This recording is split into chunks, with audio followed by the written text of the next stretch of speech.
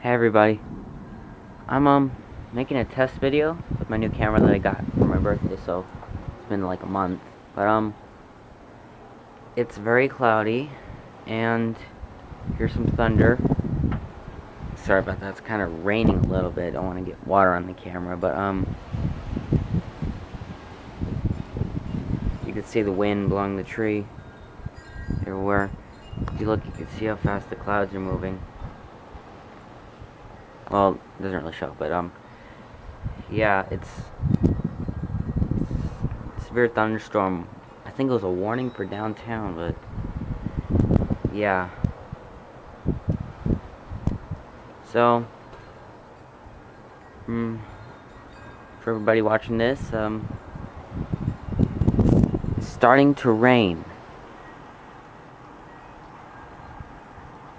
It's really starting to rain.